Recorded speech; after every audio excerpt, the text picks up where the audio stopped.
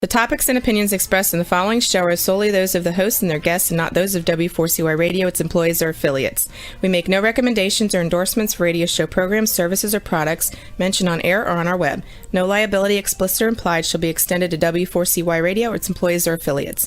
Any questions or comments should be directed to those show hosts. Thank you for choosing W4CY Radio.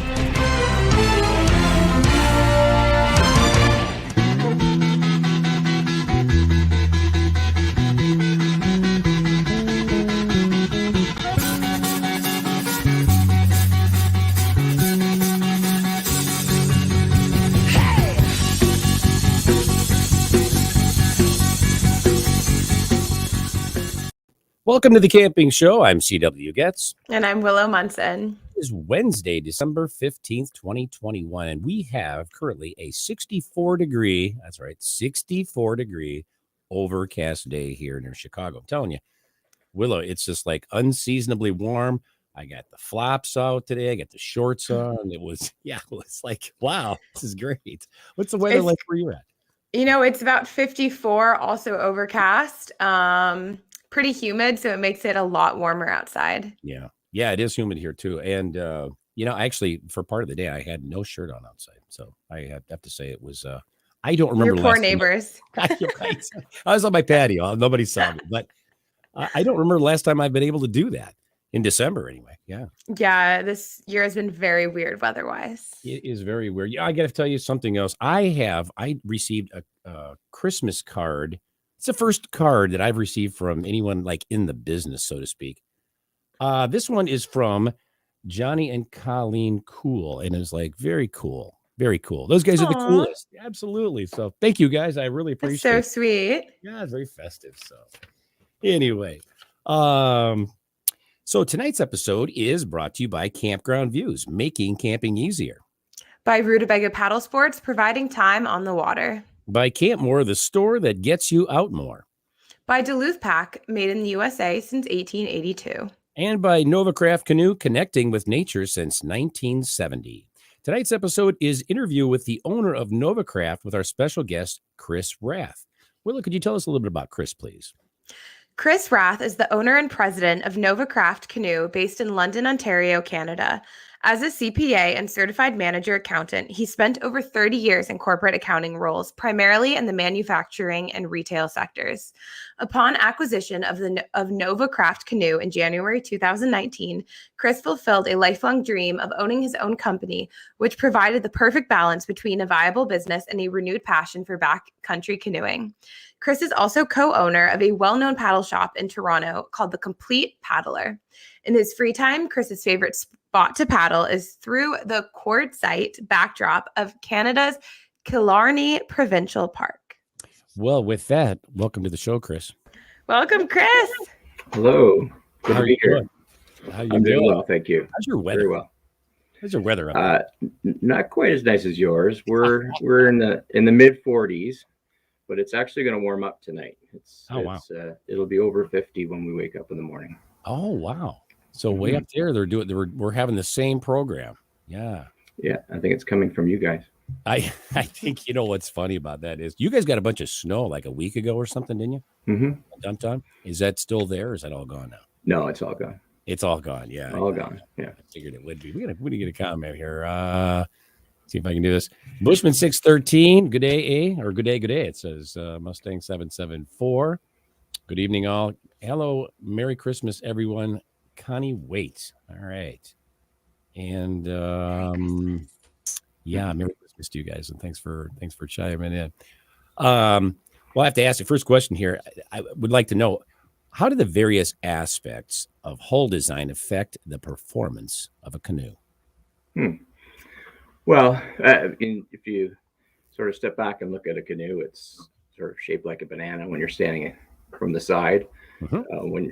When you're over top, it's narrow at the front and widens in the middle and narrow at the back, bow and stern. But that's just the overall. When you think about the performance, comes from the details within that. So the side view, again, you think about a rocking chair. You've got the rockers on the bottom of the chair, and they're shaped. The shape of them, and if a boat has a similar shape, so that's the along the keel of the boat, it will have less resistance in the bow and stern. There's less surface touching the water, and it'll make it easier to maneuver, so easier to turn. So that's really a big part of it, is that the less material in the water, really, I mean, that's less resistance, right? More That's material, right. more boat in the water, more resistance, right? So Right. So if it's a flatter keel, or it's flatter from the bow through the stern, then you have less maneuverability, but that helps the canoe track straight. okay, So if you're going on open water, you're looking for something that has less of a rocker. If you're trying to maneuver through rapids per se, then you want something that will turn quickly and respond quickly to your paddle strokes. less boat in the water there again, right? Mm-hmm. Yeah, In the bow and stern, yes. yeah. So I'm going to ask you this. I'm going to throw you this. This is a little Mm-hmm. curveball. So, the narrower, let's call them the sport. Like Cliff Jacobson calls them the sports car canoes. Mm-hmm. Those things zip through the water because they are so narrow, and there is really a how do I want to say this? A very sharp angle in the front of that boat, and those things just zip right through the water. Whereas tripping canoes, a little wider, going to haul some gear, and that's why that is, really, isn't it? Mm-hmm. Yeah, that's true. Then you have the impact too of how wide the boat is in the center. That's going to much like you have the rocker and straight keel gives you offsetting maneuverability. The wider a boat, and also the flatter the boat going across, will impact the stability of the boat. Okay. And how much gear you can carry as well. So if it's when you're sort of looking down the canoe from the front of the boat, if it's a flatter, wider boat, you're going to have more initial stability. It feels good getting in the boat, especially for a beginner. Yeah. And then if you have more of a rounded boat, a narrower boat, that will provide less stability, but it'll also make it a little bit faster.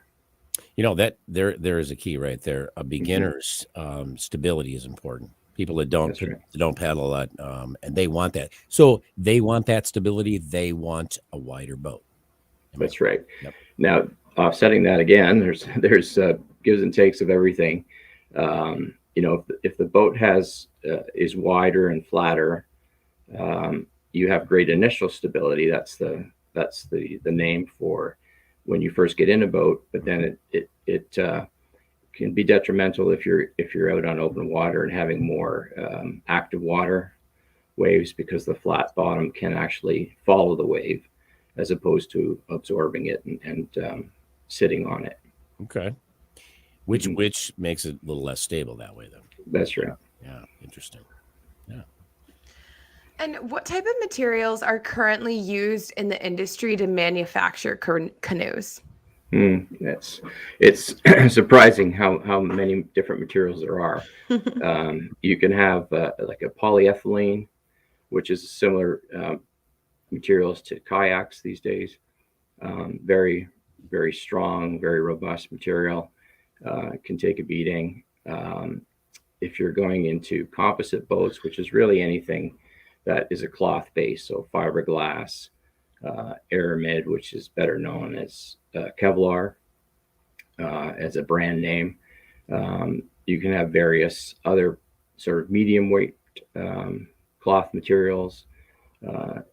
So there's basalt, which is a extruded rock material, Anegra polypropylene that has its own characteristics. Carbon, of course, is something that's more and more popular. And then, of course, you've got your traditional cedar and aluminum type canoes, and today you can buy inflatables and even origami type boats. What's the one you said from a rock? What was that one? I'm not familiar with that. Yeah, basalt. It's Basalt. it's made from basalt. It's made from like a pulverized volcanic rock.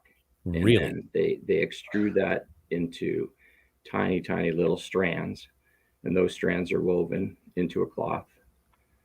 And that's And they call that's the whole thing is called, that cloth is called basalt.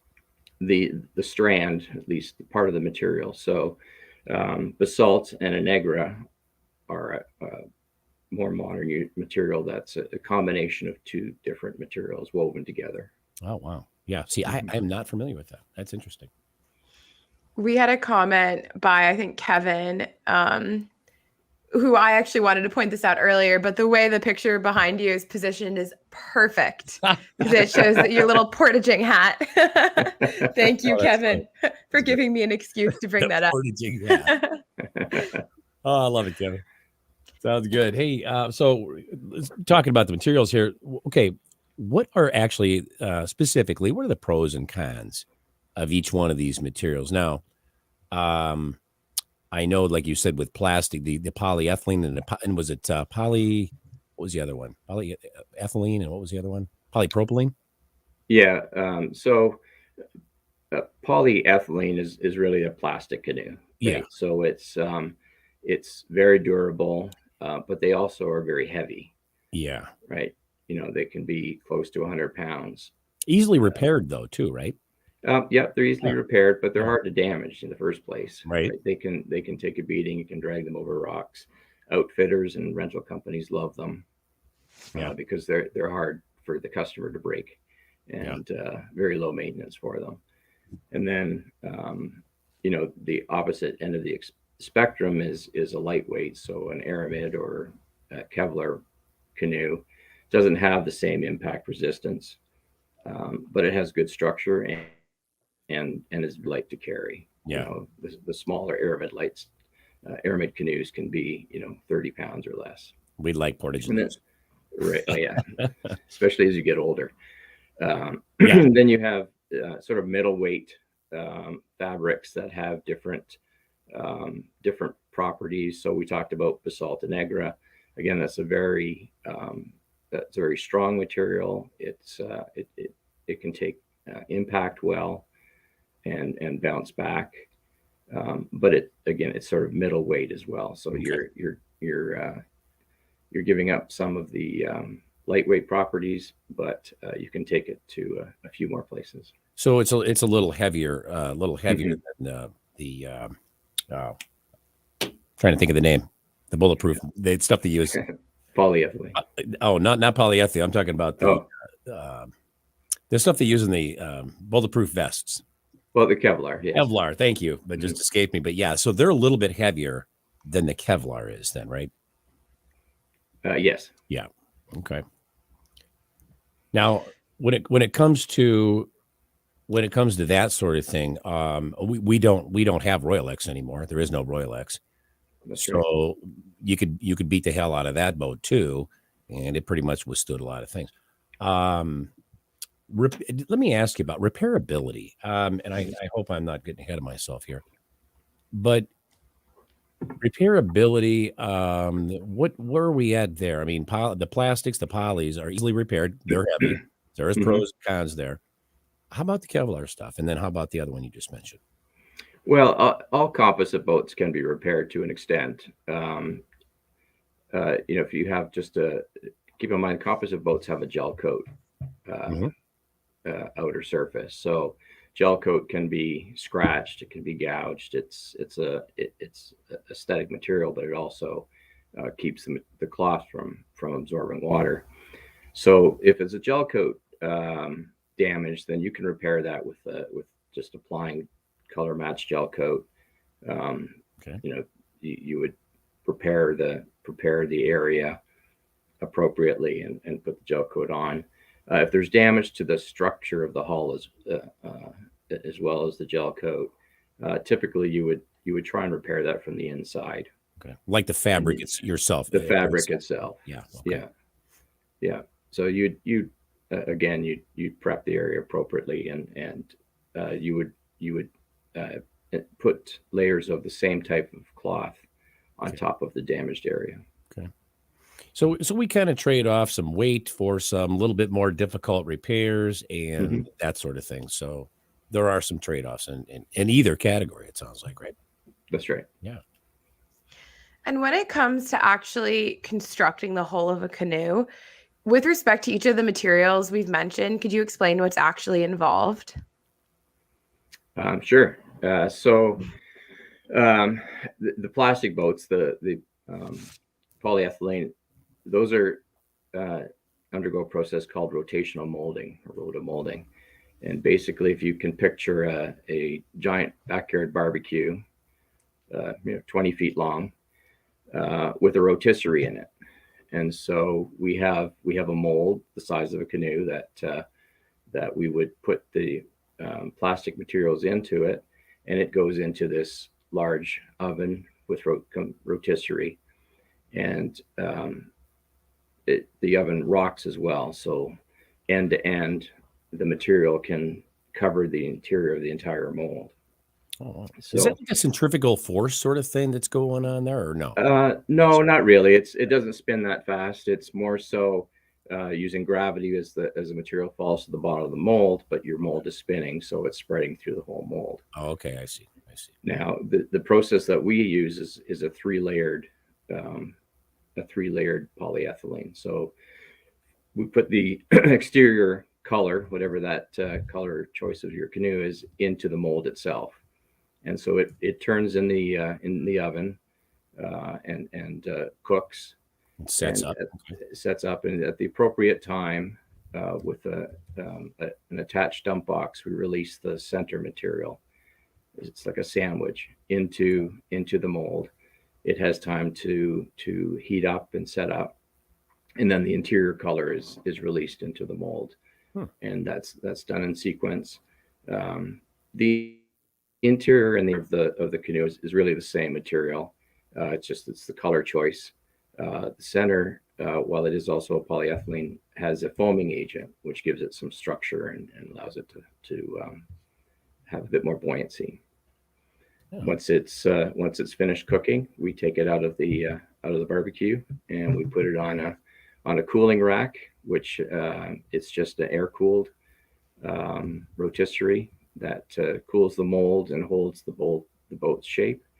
And when that's finished, we take the boat right out of the mold, and it cools on a cooling table. So that's... Well, you definitely seem to know what you're talking about. So we have some questions from, let's start with Kevin. When someone comes to buy a boat but doesn't really know what they want, what is your process to fit a boat for them? It's a really good question. Yeah, that's a great question. For us, we have a number of ways to do this, including our website and our retailers. But it's basically, you're looking for a description of what the customer is going to use the boat for, right? It's really end use, and to some degree, their skill level. Of course, there's budget in mind as well. If you're new and you don't want to invest a lot of money in this new adventure, but you want to try it, you can pick one of the boats that is a better price point. But it's really about where you're going to use the boat, how are you going to use it, how many people are with you. Are you on your own, or are you more likely to have friends and family come with you? If it's a longer trip, you're looking for a boat that can handle your gear and your provisions for a longer trip. So it really comes down to how the customer is going to use the boat. Interesting. Yeah. Mm-hmm. And we have another question by Mr. Weltmeister. What is the minimum number of layers of Aramid / Kevlar so it won't break easily? We use 3 layers in ours, and then we have a foam core that runs through the middle to provide it some structure. So the minimum for us would be 3. So that's similar to most land. I mean, most of those, like you have the foam core. Royal X was like that as well. Yeah. Right. Okay, so guys, we're going to take a break, but don't go away. We'll be back with more of the Camping Show on W4CY Radio and Talk 4 TV after these messages.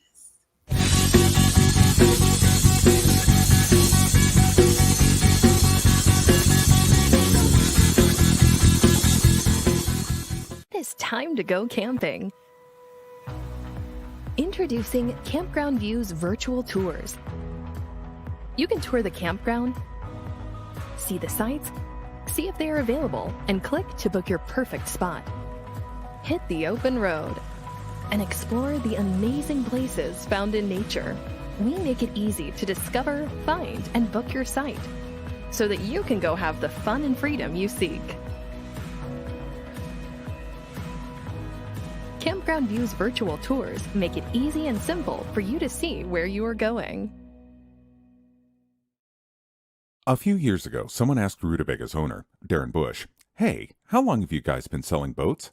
Darren replied, "We don't sell boats. We sell time on the water."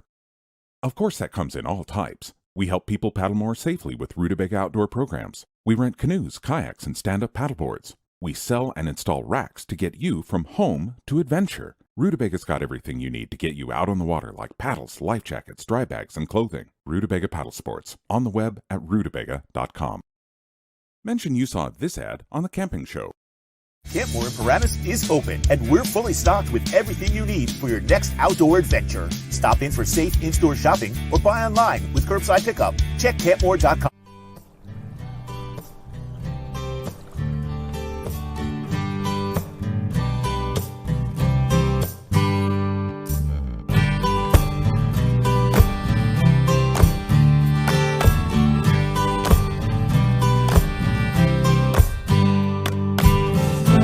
Duluth Pack is handcrafted for every lifestyle, making memories since 1882. In store at 365 Canal Park Drive or online at duluthpack.com. There's nothing like being out there.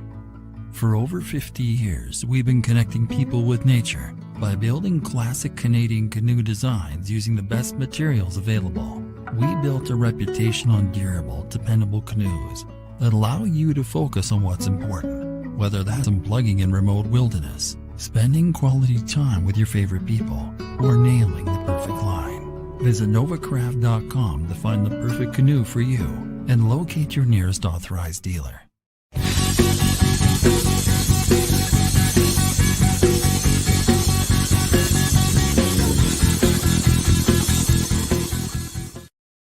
And we're back with our guest, Chris Rath, on The Camping Show. Well, we got one more question, it looks like. Oh, you want me to do that? Okay, let's see. Let's pop back up again. Kevin Outdoors, when someone comes to buy a boat but doesn't really know what they want, we just did that one. There was another one after that. There we go.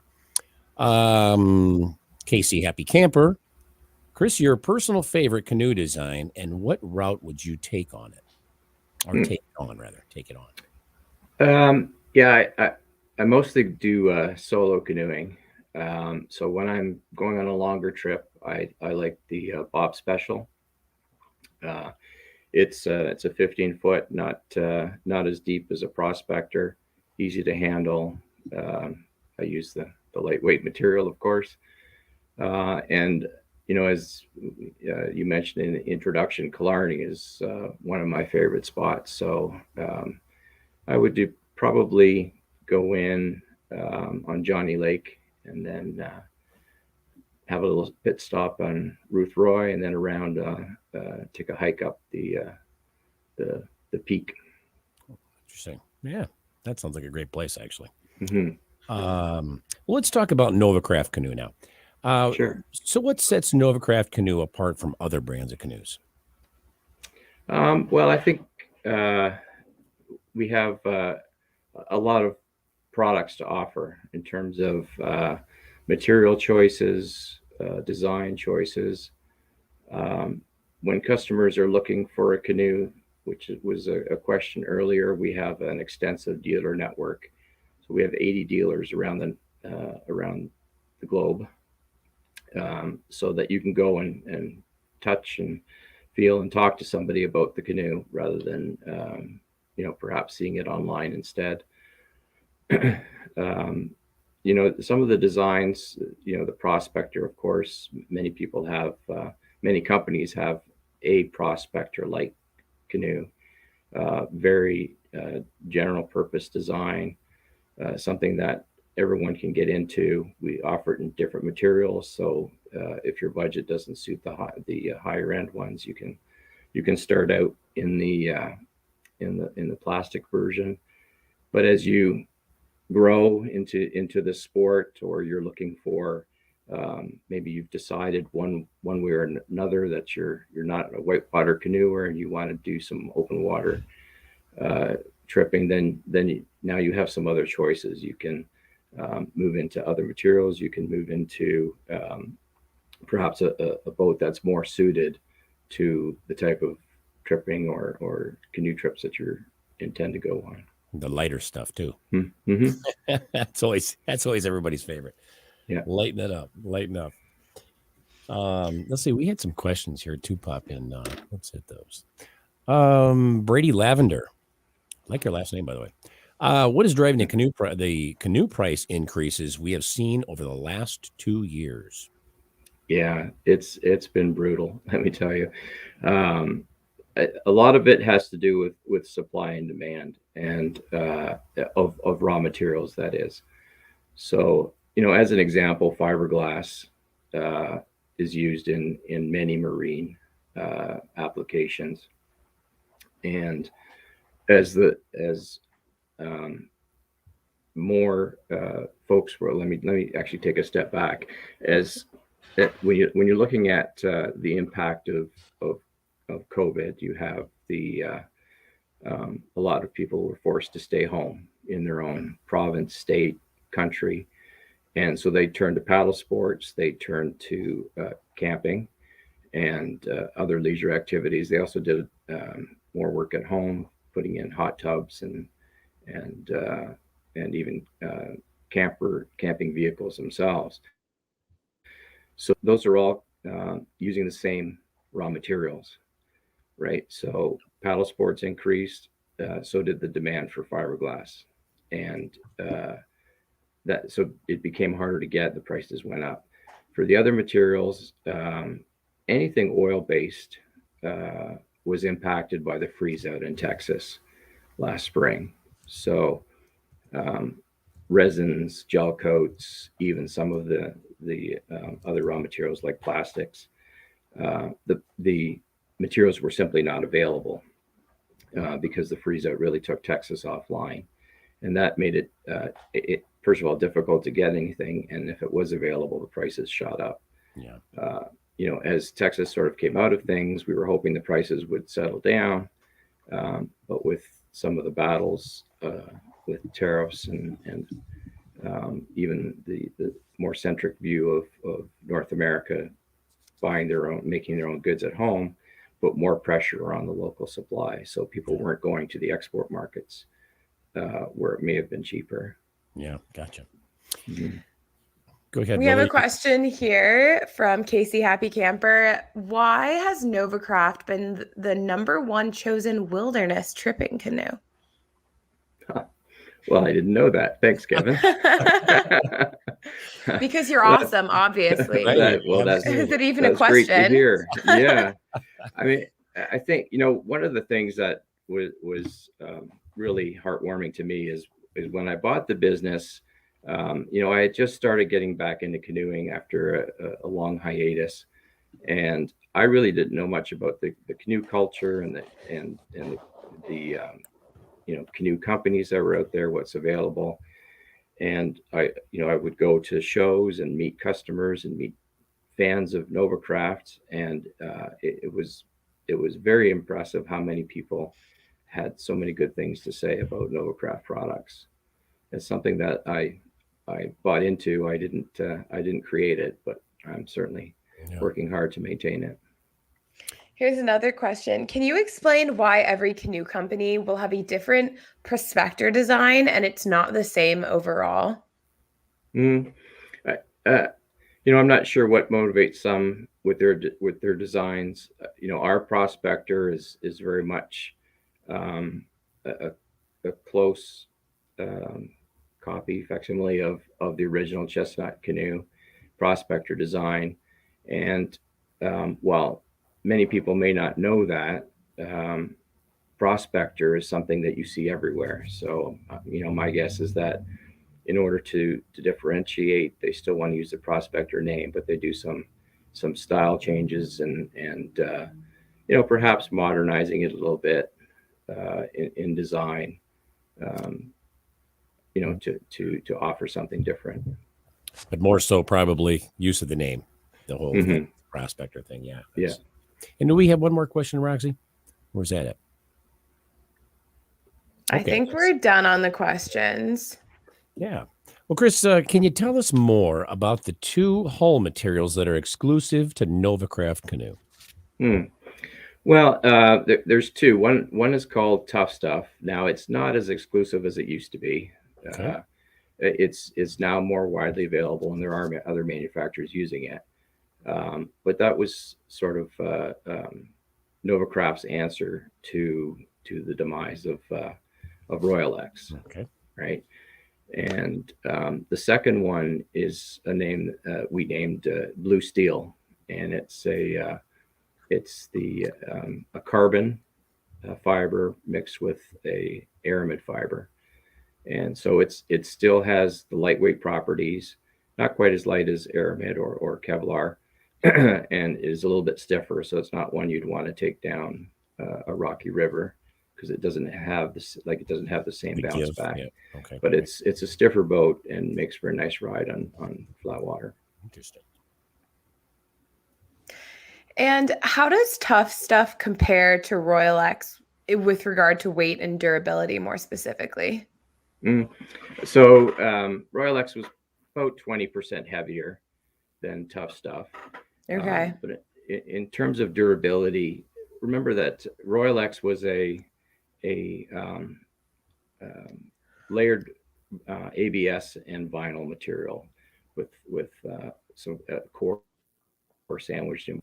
So ABS is the I think the toughest plastic out there, and so that it took a lot. Tough Stuff, on the other hand, is a composite boat, so it has a gel coat finish, and gel coat, of course, can easily be scratched or damaged. But Tough Stuff has a nice, it has good strength, a better weight ratio, but it also has good bounce back feature. So it can take an impact and come back to its original shape. So it can take an impact pretty good then. Yeah. Yeah, that's really what I was wondering. Mm-hmm. When repairs become necessary, that is, do you guys at Novacraft perform repairs for your customers there in your facility or no? Yes, we do. Certainly for the local market where they can bring the canoe here, that's something we do offer. Although with the demand in the last year or so, we've been hard pressed to make room for the repairs in our shop. Okay. But if it's canoes are hard to transport other long distances, so if they can't get the canoe here, it's hard for us to help them out. Okay. Yeah, that's fair.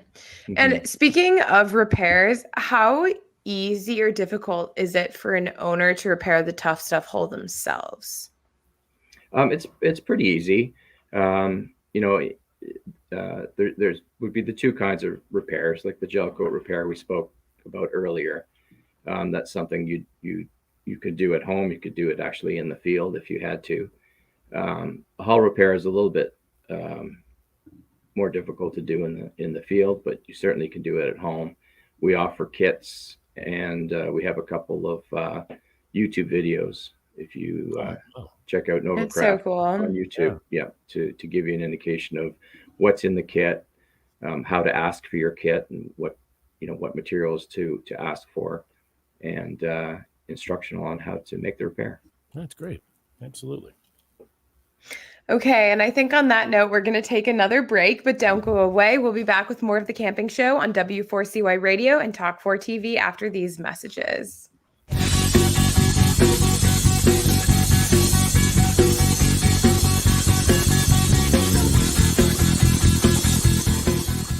It's time to go camping. Introducing Campground View's virtual tours. You can tour the campground, see the sights, see if they are available, and click to book your perfect spot. Hit the open road. and explore the amazing places found in nature. We make it easy to discover, find, and book your site so that you can go have the fun and freedom you seek. Campground View's virtual tours make it easy and simple for you to see where you are going. A few years ago, someone asked Rutabaga's owner, Darren Bush, "Hey, how long have you guys been selling boats?" Darren replied, "We don't sell boats. We sell time on the water." Of course, that comes in all types. We help people paddle more safely with Rutabaga outdoor programs. We rent canoes, kayaks, and stand-up paddleboards. We sell and install racks to get you from home to adventure. Rutabaga's got everything you need to get you out on the water, like paddles, life jackets, dry bags, and clothing. Rutabaga Paddle Sports, on the web at rutabaga.com. Mention you saw this ad on The Camping Show. Campmore in Paramus is open, and we're fully stocked with everything you need for your next outdoor adventure. Stop in for safe in-store shopping or buy online with curbside pickup. Check campmore.com.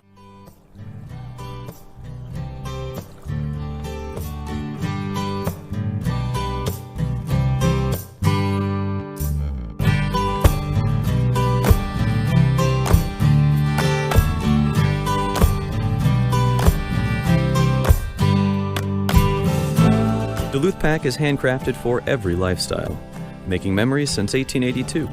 In store at 365 Canal Park Drive or online at duluthpack.com. There's nothing like being out there.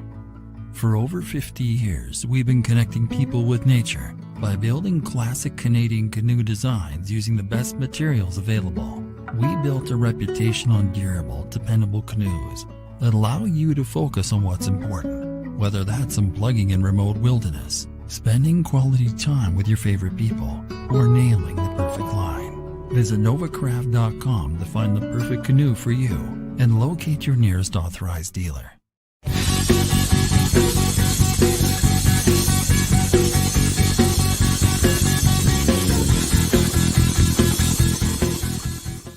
And we're back with our guest, Chris Rath, here on the Camping Show. Roxy, can we have you put up Chris's photos and we can have him tell us a little bit about each of them?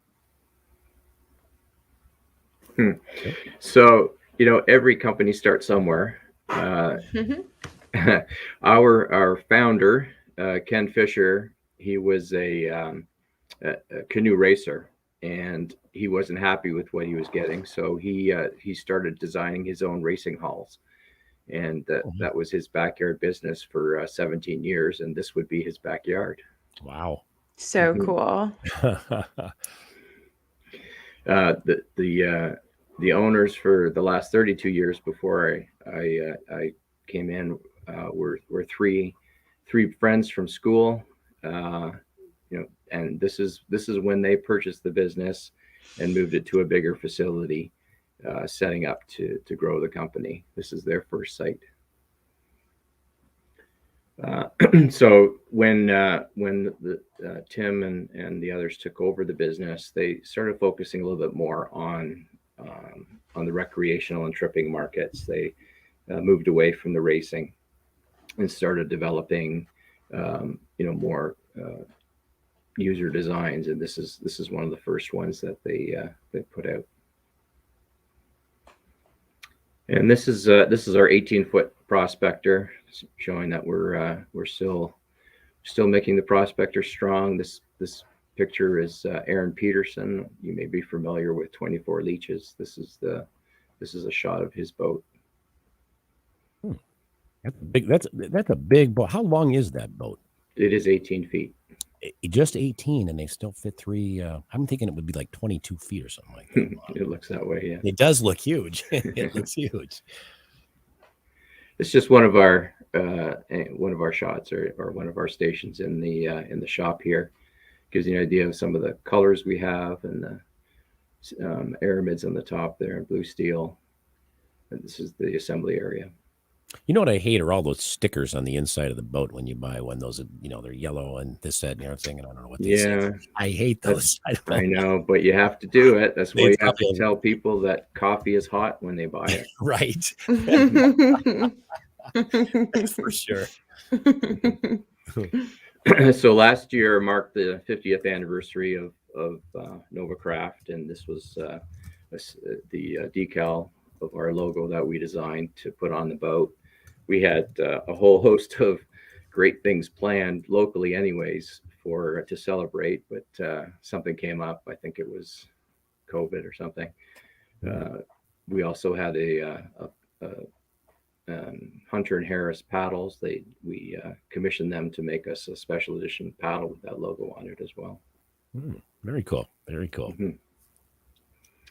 So this is the blue steel with a ash gunnel finish. You may recognize that person. Yes, I do. That's Tori. That's Tori Baird paddling out in her backyard. And this is a close-up look at the blue steel. So it's often very hard to describe, but you can see it. It has a clear coat finish. So there's no pigment in the gel coat. You can kind of see on the inside as well. It's also clear. Now these can be, we can put, if you like the features and the attributes of the blue steel, but you still want a red canoe, we can do that. But it does add a little bit of weight when you put pigmented gel coat on. We've done a lot of work to our website, and this sort of goes back to some of the questions that were asked earlier about how you select a canoe. So on our website now, it will take you through step by step how to build a canoe that suits what you want to do. So you choose the type of paddling you're going to do, how many people are with you, how much gear you're going to take, so the weight the payload weight you require. And then in North America, you can have it priced in your Canadian or US currency, and it'll give you MSRP. That's very intuitive. I like that. Mm-hmm. Yeah. This is another feature of our website.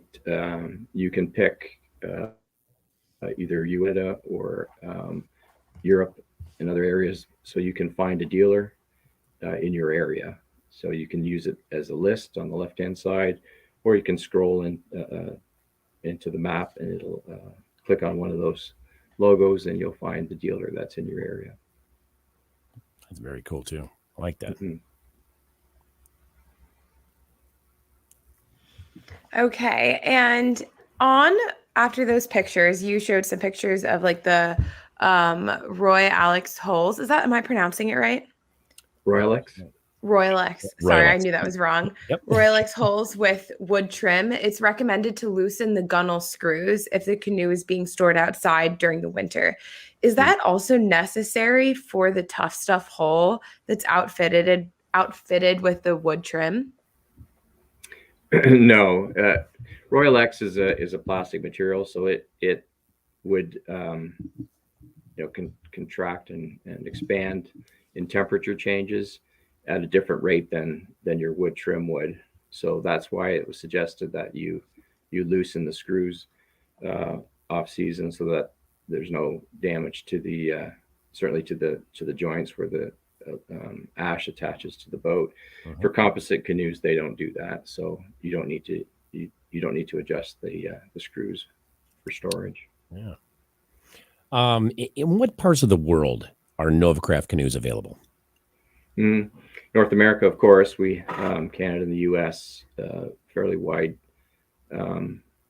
geographical area. Now we also have dealers and distributors in the UK, a number of countries in Europe, France, Finland, Sweden, Holland. Then we have distributors in New Zealand and Japan. That's very cool. Yeah. Very cool.